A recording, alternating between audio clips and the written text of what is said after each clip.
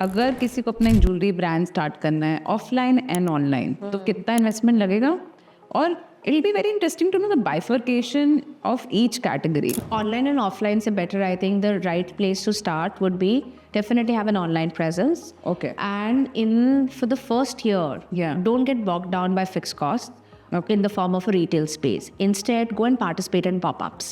Uh-huh. Go and showcase your products to people that you want to talk to people who you feel will be good candidates for your brand. Yeah. And nowadays pop-ups don't do your regular run-of-the-mill pop-ups because they are also dying because now there are too many. But do conceptual pop-ups. Okay. Pop-up in a store, in a gallery, in a bookstore.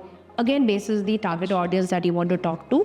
But that pop-up also helps your brand get touch and feel, also brings memory, also builds a little bit of recall to your brand, which also induces online shopping for you and which also leads to a lot of discovery. So I think for the first year, online more, offline pop-ups. Okay. After pop-ups, again, you have marketplaces, you have multi-designer platforms like mine. While Nimai is India's only multi-jewelry designer platform, but you have other multi-designer platforms like an Organ and Onsom and Aza. They have a very, very strong jewelry category as well. So there automatically you are supplying. Okay. There you're still not getting bogged down with rentals and this and all of that, but you're tasting what it feels like to have an offline presence. And then if you feel that your product is becoming powerful, it's reaching the certain numbers that you had projected and you want to take it to the next level, then get a retail space. Okay. Because again, whole online cycle is also going 360. People want to still be in the retail space. Okay. Right? But again, don't so test the mall. Usually should be 1 year. हाँ मतलब पहले ज़माने में ज़्यादा होता था, आज के ज़माने में 1 साल काफ़ी है. एक साल में आपको पता चल जाएगा you're here to stay or here to make your money and wither away. Having said that, in jewelry you will always make money because the margins are good. Okay. Because karigars. So more respect to karigars because designers don't pay karigars well. But while the margins are good, pay your karigars well. Let them have a comfortable life so that they can also carry forward the art for you to continue creating. Offline space is a tricky space, but offline space is a space that came pretty naturally to me. Because when we were starting Nimai, an obvious choice would have been a mall. And back then Select City was just about, it was there, it was popular, the usual malls or usual markets. Think back then, you had GK1 in Block, you had Vasal VR, you had all these places. But I realized that those were high rental places and I was not ready to start in a space which is a high rental space. I first wanted to understand what it takes to get there. So I opened in Shapurjat. Now Shapurjat in 2012 was very different from what it is now. Back then, Shapurjat unknowingly had become home to a lot of people who were quitting their job to start something of their own. So Shapurjat had a very multicultural experience to it. There were these artisanal stores, there were these vintage stores. So it almost had like very Brick Lane / Soho vibe to it. And because of which, in the early period, Shapurjat got a lot of visibility. Good fortune for us as we opened in Shapurjat around the same time. So with that came a lot of people who came from different places. We had a lot of tourists, we had a lot of travelers who came to us because they came to Shapurjat. So Shapurjat became a good space for us to understand, and then from there we moved. But in today's day and time, if you have to open an offline space, then the first space that you have to look at is that the product that you have, the audience that it caters to. When I speak Delhi specifically, Delhi either has markets or has malls.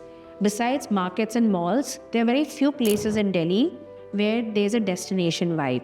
Dhanmil is one. Shapurjat is still there, but now it's more designer rip-off, more mass stuff.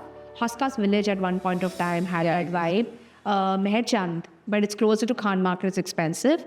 But the idea is that when you're starting out, it may not be a bad idea to set a space in still a remote space where it can double up as a studio / a storefront. I've always wanted to do that, right? Have a factory outlet, factory space, having a storefront where people are coming to you, but you're also producing. So you're able to take it into, understand. Because running a store needs a lot more. They are fixed. There's rental, there's electricity, there's staff, there's maintenance, there's a one-time setup cost, there's a lot of stuff that goes in. So start with still small space. Right. Base is how it is doing. Then move to a space where your target audience shops.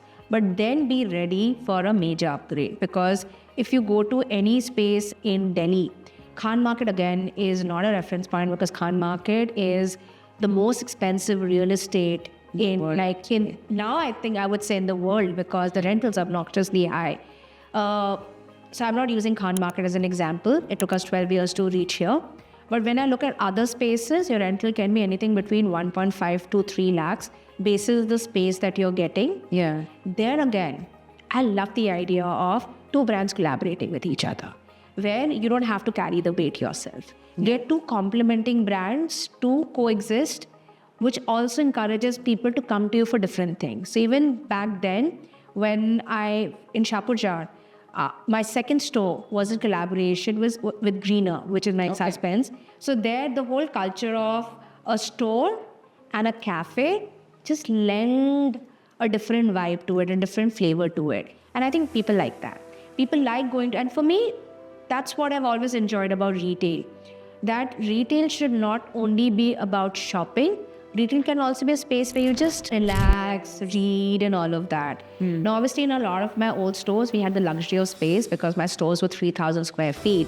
In Khan Market, we are shoebox size. So, but in that also, the whole experience that we try and build, especially with Nimai 2.0, is that think of it as a gallery/museum of jewelry, where even if you don't feel like shopping, when you walk around the store, you should be introduced to the different skill set the designers have, the craft that they're playing with. There's a little bit of a dialogue, Khan Market mein तय कर सकते हो, ज़्यादा कर नहीं सकते हो, but in other places you can do that. In fact, the lovely space that you have, imagine a space where you have co-working, there's a cafe, there's an apparel brand. It can also be used as a pop-up space. And people like doing that. People like going to spaces where there is more than just unit economics. If it's only transaction based, वो boring हो जाता है. उसके लिए आपकी commercial brands है.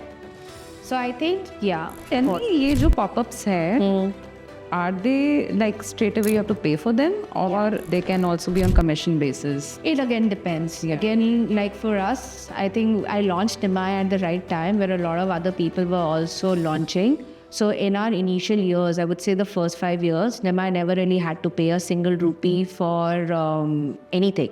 We only worked on collaborations. Even when we worked with content creators, we were collaborating with them to create campaigns. So for us, that was a good period of time where we were as frugal as one could be and more impactful than somebody who was pumping in money. But now the times have changed, of course. So again, a pop-up will collaborate with you on a margin basis if your product is outstanding.